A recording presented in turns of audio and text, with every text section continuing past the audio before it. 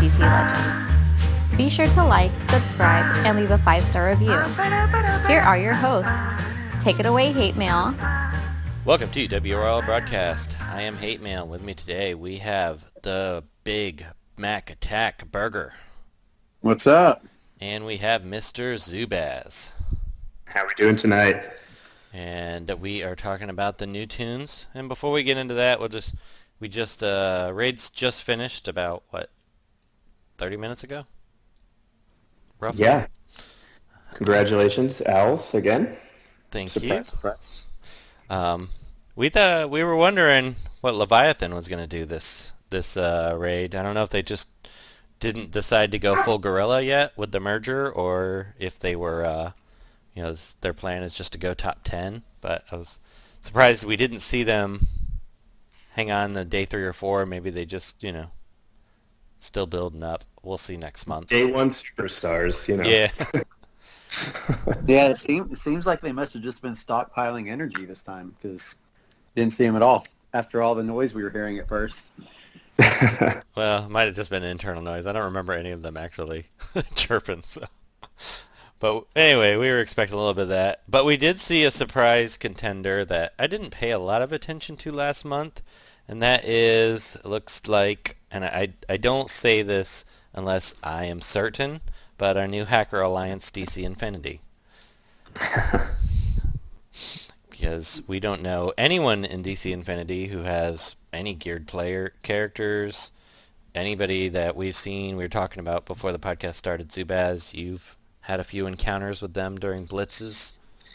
Yeah, I did. I was, a couple, obviously they've been making the rounds today in terms of, has anybody heard of them? What are they doing? And I went back and typed into some of my chats to see if I had ever encountered anything. And going back to March, I had been tracking, this was actually before the Terra and Stargirl reworks. And so they had an all-female blitz. It was all Batgirl Harley. That was all that. It was right after the Harley rework.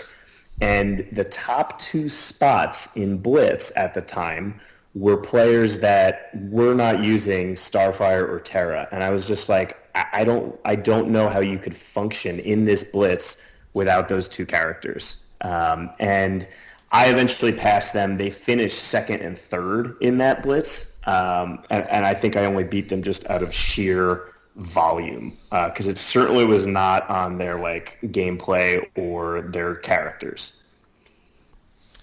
Wow. And what makes us firmly believe that they're absolutely hacking is that when they were being tracked late last night and they were in 8th to 10th place, Burger, you were up later than everyone else.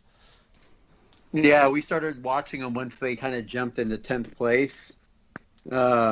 Because you're generally watching top 10 most of the time. And then, they, every hour you just saw them, leapfrogging alliances. And it wasn't like the other alliances weren't pushing. Like, you could see them doing strong amount of boss hits. And, and you look at, there's several, times throughout it where, we'll have 20 or more owls on the boss. And, you're looking at that and doing the math, and you're like, okay, these guys are outpacing us. When we have, 15, 20 guys on here easily. And, we all know, obviously how our rosters look, and you start looking at some of their rosters and you're just like, I don't get it. Like, how could they be possibly keeping pace with us? Well, there was one point when I was looking at the statistics that I think DG1, I don't know how to pronounce his name, is D1, G1, whatever. He's been tracking it. Last month, he sent me a ton of data, which I gave to WB, which they obviously didn't do anything with. Everyone's making a lot more noise. We haven't paid as much attention to it just because they hadn't contended with first, but that could easily happen. And I feel bad for all the other top 10 alliances because they were outpacing us when we had the majority of our team on for a full hour. And then they just would go to a full stop for 4 or 5 hours. And then pass 2 or 3 alliances when they started going again. Even Owls couldn't pull that off. So, there's no way. Yeah, you have to feel bad for who finishes 11th and 51st. And, yeah. That's the issue. I did see Doombox's alliance finished 51st, so he usually isn't too worried about hackers for whatever reason. That's just not his shtick because he doesn't. But this time it's personal, so. But anyway, so we do. I wasn't. I didn't even see who came in 11th. Um, 11th looks like Spiral. oh, Yeah. okay, yeah. Spiral.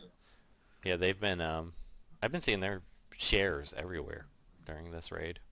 So yeah, so I feel bad for Spiral because, and hopefully they get removed. There's been a lot of noise. If you're an alliance affected by this, or if you're not and you're listening to this, go ahead and report them in game. Let's flood customer service. And when, as Burger tells you, this is very smart. When you get the automated response, reply to it because there's no way. So I know that the top 10 alliances are doing this en masse. It's not right. Yeah, for sure. It's so shitty because you have people that, work hard for, 4 days. Think about it. Over 10% of the month, you're sitting there grinding, showing up. And it's like you're working a second job for this entire time. And then you have people that just, blatantly abuse the weaknesses that WB has in their system and, just take rewards from hardworking people. It's really crappy. Yeah, I want to use more choice words, but I don't know if there's yeah, it saves me some editing and bleeping. So, but we feel for you alliances. We're definitely have a vested interest in this. We're tired of. I'm just tired of hackers as general, but this is more blatant than most. There's no excuse for it at all. So hopefully WB does the right thing. But anyway, TCL. Let's move on to more exciting topics, and that is the new characters. Before we get into, let's start with Bloodsport, because I know you're more excited about King Shark Zubaz, so if you can give us a little bit of the lore backdrop before we get into the gameplay. Yeah, Bloodsport was an interesting choice. So obviously Bloodsport is going to be a big deal in the upcoming movie. Already out in Europe, comes out in the United States this week. And it was an interesting choice because Bloodsport, specifically Robert or Bobby Dubois, is a non-factor in DC Comics. As far as the background of the movie goes, they had initially brought in Idris Elba. They were planning on having him take over Will Smith's role as Deadshot, and then they decided that the last second, they're like, well, maybe we'll wind up doing something more with this. Maybe Will Smith comes back. Let's give him a different role. But they wanted to keep something similar. So they find another gunman, another black gunman that they can just kind of slip Idris Elba into, and that's where they wind up with Bloodsport. Bloodsport has extremely few appearances in DC Comics, especially the Bobby Dubois version. He comes out. He's basically is what their entire bio in DCL says. He's an he's a draft dodger that gets really disillusioned after he has to go to the Vietnam War, and Lex Luthor preys on that. Winds up outfitting him with a whole bunch of weapons, including basically the ability to just transport any weapon he wants, including some kryptonite needles and stuff that he can shoot at Superman. And then we don't hear from him almost ever again. He winds up getting replaced. There's a new Bloodsport that happens to be a white supremacist. And then the last appearance of both of those Bloodsports comes in the 90s when they fight each other in prison, and Superman is the referee. It's very weird and very 90s, and that's it. He's never in Suicide Squad. He never, I think total might appear in like 5 to 10 comics. So on top of it already being weird that he makes the movie, I thought it was very strange that DCL winds up picking him when they had a whole bunch of other villains from the upcoming movie and from Suicide Squad that I thought it would have been a better fit.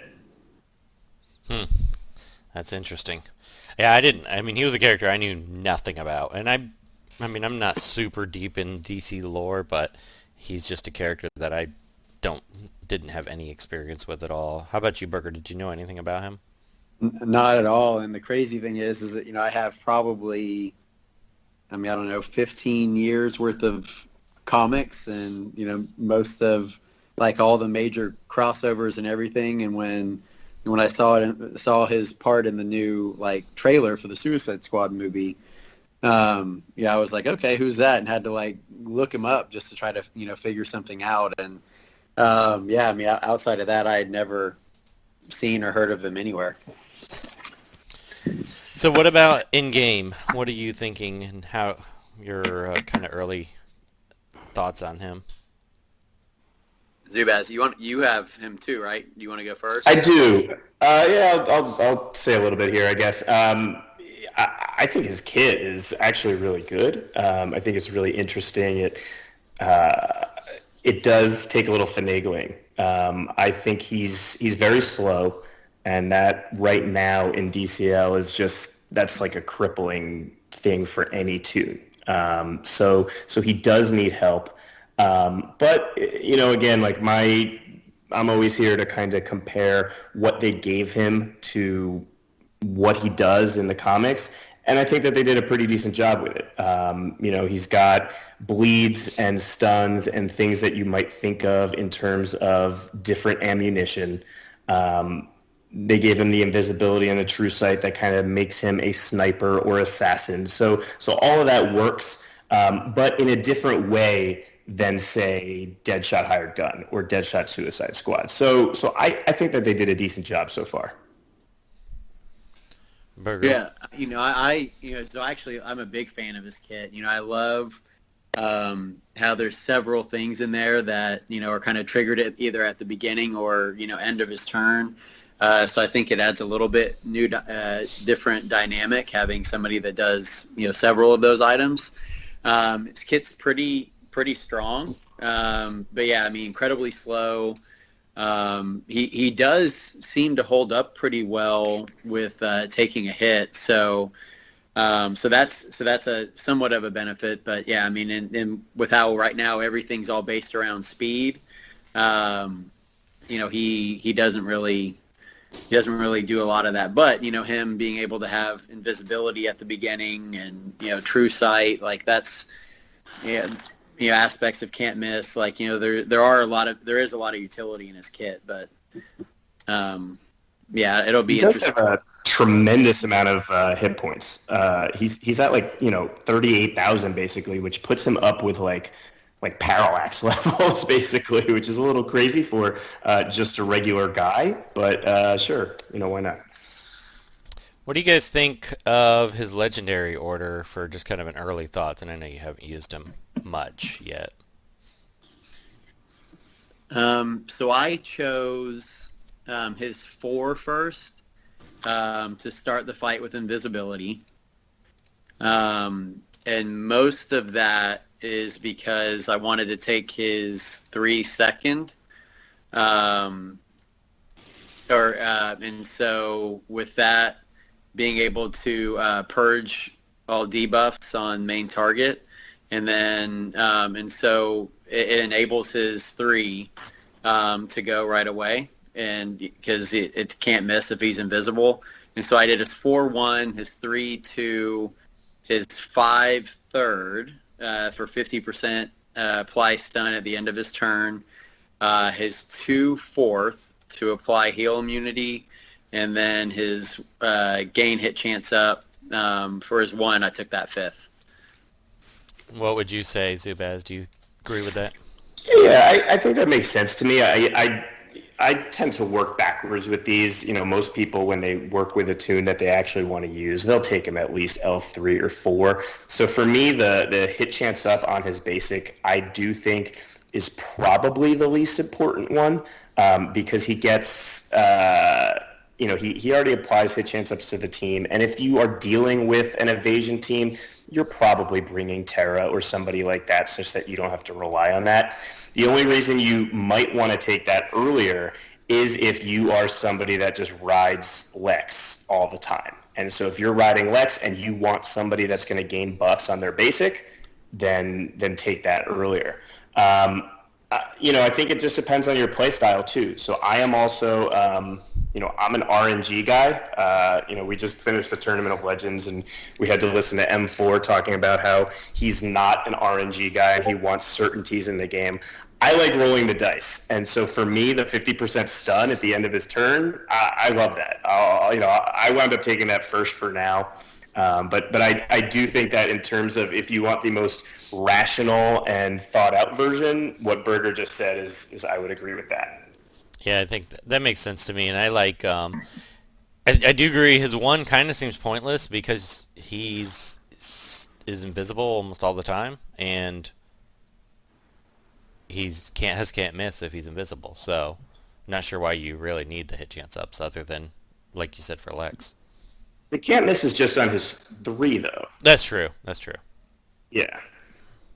So yeah, he does. I mean, he seems like an interesting character. I like his kit. Seems interesting. I don't particularly want to like him because he's another green stunner, and I have so many greens, especially that stun. So, but I am intrigued by an 80% chance to stun on his basic and a stun at the end of his turn. So, he's a character I will probably take up early and experiment with to see if he fits any of my teams well. But that list is long of green. Leads. That was the most interesting part to me. The like stacking. I know on the Reddit post that Reeves put up, it says up to 8 bleeds. In game, it just says apply 8 bleeds. So it's not like a roll the dice you're going to get between 1 and 8. It just winds up being 8. And it is really, really good if you are actually trying to do something with bleeders because not everybody can purge 8 bleeds. That's a lot of bleeds. It's Spectres, Wonder Girls who can just purge 3 at the beginning of their turn or whatever. Doesn't matter if you've got 8 now. Yeah, and I would think going into King Shark, that might be useful, being able to apply that many. Now let's take a short break. We'll be right back after these messages. Become a Patreon today and get special perks like Patreon-only episodes, early reviews, and content based on your requests. Just go to patreon.com/WROL broadcast. And now back to the show. So let's get on to him. I know you have, Zubaz, if you want to give us the background. Yeah, I mean, Nanawe is somebody that I could talk about like all night. I'll keep it short, I guess. But yeah, I mean, no, King Shark, he has long been one of my favorites. I think people in the forums and stuff have seen that I created a kit for him. I've been asking for him for a long time. He is a character. He came in the 90s. Little known fact, he's actually not the first anthropomorphic shark that DC had as a villain. If some of the old school people might remember that Green Lantern had a villain that was called the Shark, but they are different characters. He is a villain that in the beginning, I don't think they were planning on doing much with. He debuts as this Superboy villain, and they just kind of they give him a really interesting story for his debut where he's dealing with his mother and the fact that he's the son of the shark god and all these, is he a mythological deity? What is he? But they don't really wind up doing anything with him. It's not until he appears in Secret Six by Gail Simone where she gives him like a makeover, and she really turned him into something funny and special, where he wasn't just this random Hawaiian shark or just brute force kind of guy. She gives him thought and speech and that sort of thing. And so since then, he's evolved a great deal. My probably favorite series with him is actually Aquaman Sword of Atlantis. I'm a major Aquaman fan. I don't particularly love that series. I think it's extremely confusing, where Aquaman is like a half squid and he's dealing with new Aquaman. But King Shark in that particular series is excellent. He serves as a mentor to the new Aquaman, and he just does really, really cool stuff. New 52, they give him kind of another makeover where he becomes more of a hammerhead instead of a great white, but that's when he starts appearing in Suicide Squad regularly. And his appearances there are what kind of made him take off, such that now he has been in everything. He's in all the movies, all the cartoon shows, all the video games. DCL is one of the last DC video games where he has finally appeared. But overall, they have finally kind of across all media made it so that he is the son of a shark god. He's not a mutant. He's not one of the wild men. He is the son of a shark god, and he's a shark. That's what he says. Burger, any lore comments on him? Oh yeah, I mean, so I have the comics. I was really big into when Superboy had like his spin-off, and when around the same time I think Robin had his. I was really big into both of those, and so I have that. And it actually, like, that was around the time like I really started seeing like a lot of like gory steps. I don't know if you remember, like was well, I don't think it was him, but somebody like messed with Superboy's girlfriend and like put her in a refrigerator or something. And so, so I've been watching him for a while. Then, when he first got in the Suicide Squad, and then went through and, they were going, I forgot what terrorist organization, but they were going after. But at the end of it, you end up thinking that he's gone. He bites the guy in half that he's supposed to be protecting, and, they both kind of blow up together. But he doesn't go out and Nemo was the name of that. Nemo was the terrorist organization. Yeah. Oh, okay. Yeah. So that was kind of like his first showing, and so it was kind of cool, and it brings back a lot of memories to 10-year-old Burger running around. But so I think to me it kind of seems like they did the character justice with like his kit. Actually, a couple of things look pretty similar to what Zubaz was suggesting at first, and some of the stuff he did, he kind of posted out there. So, yeah, it seems like a pretty true reflection. Yeah, I kind of had the same thoughts that it did follow Zubaz's kit a little bit. I mean, Zubaz, how did you feel that they came pretty close to yours, or?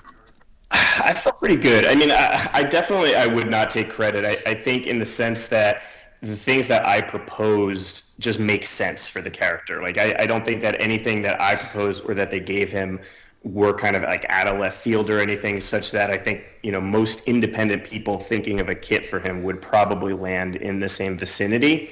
In terms of,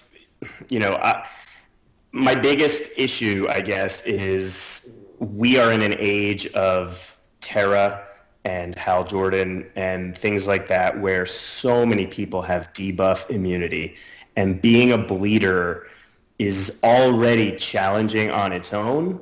So then to not give him any way to purge, whether it's just immunities or purge whatsoever, I think was a little bit of a misfire. I wish that somewhere in his kit, whether it was the AoE or the basic or something, that he did just one thing to purge, such that, if he is there on his own at the end, or if he's not on a team where basically you have to work around him. I think it'll be interesting to see what kind of kits people come up with to best utilize him, because he's not somebody that's just plug and play and you can insert him on any team and he'll be off to the races.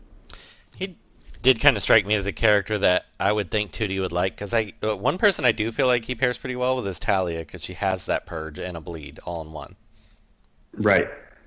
Yeah, I was actually talking to Tootie about him earlier, because I was having a little bit of fun with him under Ra's al Ghul leader, because when you pair the two of them together, every single time you do damage, King Shark does his out of turn attack, and then Ra's al Ghul has a 75% chance to do his disease attack. So you just stack them like, absolute insanity. Again, the problem being, if you can't put down debuffs, then how far is that going to take you? See, I don't see Terra or Hal that much when I'm playing.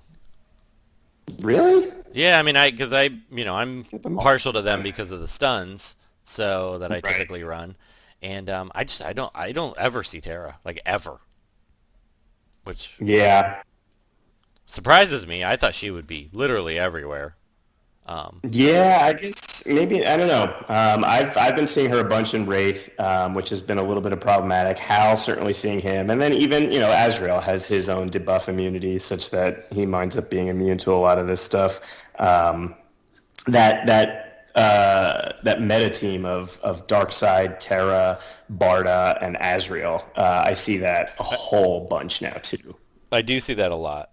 No Terra. I see Darkseid or Lex, Azrael, Black Flash, and usually Arcus. Yeah. That's kind of what I see Yeah. over and over and over and over. But as a character in game, when you're playing with him, just your overall opinion, fun factor, do you think he's viable?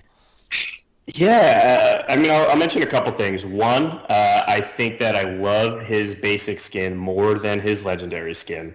The legendary skin, it looks like he has like a horn on the front of his helmet, and it almost makes him look like a rhino, which is pretty weird.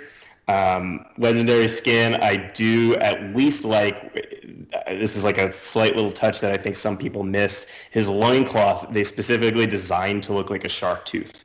I thought that was a really cool thing that the artist did there that was pretty successful. But otherwise, if you're not going to rebirth him, pay for the skin change because he just looks so much better. In terms of in-game so far, his out-of-turn attack, I mean, it happens all the time. So the issue is whether or not you can get those empowered strength ups on him. His basic, regular at like a low power level, is going to do, between probably about 10,000 damage. Not really going to be doing too much.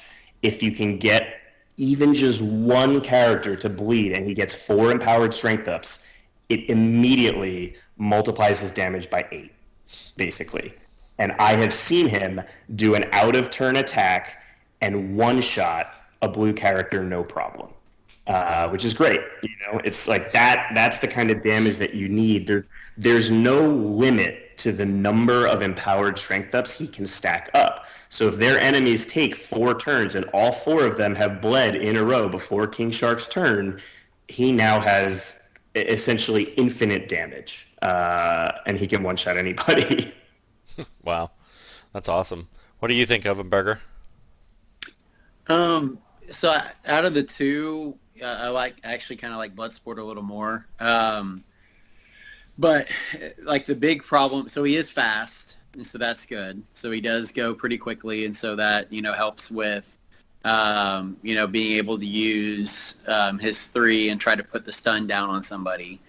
But to me, like he kind of has like a glass jaw. It's kind of like the reverse of Bloodsport. He doesn't seem to like take a hit very well, and he's fast, and so I kind of run into where if you can't protect him well, and a lot of the test teams I was doing, I was trying to use multiple siege tunes, and I didn't throw him behind Clayface or anybody, so that might actually help him be a little better. But to me, if you can't protect him, like he has a good chance of going down pretty quickly, and then you're not going to really stack the empowered strength ups. Right. Yeah, the medium overheal is important for him on his legendaries because I agree that he does seem to have pretty low HP in general. The other thing that I think is a little bit of a misfire as well, they made it so that he only gains these empowered strength ups when the enemies bleed. I think people have been confused about what that means. It's not when they apply bleeds. That does not mean that he's making them bleed. It's when they actually take bleed damage. So the enemy has to get their turn. When they take their turn and they bleed, that's when he gets the empowered strength ups and the medium overheal. The problem then is that built into his kit are that 2 out of his 3 moves turn meter down. So he's basically preventing himself from gaining those empowered strength ups, which leads to a little bit of a contradiction. I think that there are going to be people that find better use out of King Shark, not as any sort of bleed character, but as a turn meter manipulation character. Yeah, I noticed that in Burger's videos because I was wondering, I didn't see the bleeds, and then I saw him not get the strength ups when he applied the bleeds, and then I realized it was after. So I almost wonder if he'd be good with a character like a Poison Ivy, which maybe she'll see a little bit of love or a little bit of light. Or so far some of his best that I paired him with, Aqualad is actually really excellent with him because he will do his out of turn attacks, and you do take that basic legendary early so that he is applying 2 bleeds every time. Aqualad converts those to permanent bleeds better than Black Manta does. And Aqualad can give him a little bit of protection from either retaliations or via damage immunity and that kind of thing. So I have found those two working really well together. Other than that, I mean, it's the usual. Red Hood or Cheetah are dream leaders for him as well. Yeah, he does seem like he's fun. Yeah, I had the best success with him with using him with Red Hood and Cheetah. All right, anything else on these characters you all want to... Did we do the legendary order? Oh, yeah, King Shark. What are we thinking for legendary? So I guess I'll go this one first. But I'll do... So for me, his 3 with the apply stun on main target was really big, so I took that first. I took his 2 second with the 50% turn meter down. I took his apply 2 bleeds after damage third. And then I took his 5 fourth, and then his 4 fifth. The Purge 3 debuffs on King Shark. What were you thinking, Zubaz? Similar or? So I agree that the 4 should be last. That Purge I don't think is particularly important. I think it really depends on how you're going to use him and who your main roster guys are. So what I mean by that is if you don't use a lot of bleeders, say, but you want to use King Shark, you really need to take his basic first so that he is applying bleeds every time he does an out-of-turn attack. Because there is a cooldown on his 2 that only applies 5 bleed once. You want his out-of-turn attack applying the bleeds everywhere all the time. So I actually like his basic pretty early. But again, if you want to use him for turn meter manipulation, that stun and the 50% turn meter down, obviously those are going to be more important. So he's one of those characters, I think back in the old days, people were less concerned with, what the overall order was. And I remember we would do things like, here's the order if you're going a defensive build, here's an order for offensive build, that kind of thing. I think he's going to have 2 different builds depending on if you're going to do a bleed tune or a turn meter tune. Gotcha. What was his 5 again? His 5 is the medium overheal, okay. which it only triggers every time somebody bleeds. Okay, that's right. So I couldn't see it unlocked here. So I could see where you would probably want his 4 last then, or if you're going to leave one. Yeah, that's just the right. That's the least useful one in my opinion. All right, so we'll say 1 or 3 first, most likely, and then his 2 would be after those 2, and then 5, 4. Yeah, I think that sounds right. All right, and then just a quick touch on, because we'll have separate episodes, what are your all thoughts on the reworks? Yeah, I think everybody has said everything that needs to be said about Spectre at this point. Yeah, he's just absolute. Well, we haven't had an episode on him, so I'll just say that he is insane. Like, yeah, without question, S tier. Right. I will say briefly that I appreciate that they have finally given Spectre a kit that matches Spectre in the comics, basically, which is that he is extremely overpowered and basically omnipotent and can change the entire course of a match for you. And then, Oh yeah, no, I love him. Like I'll take him RB4 the minute I can. So he's great. And Stargirl, no slouch. Stargirl is also really, really good. You can throw her on a team with like Lex and basically be fine forever.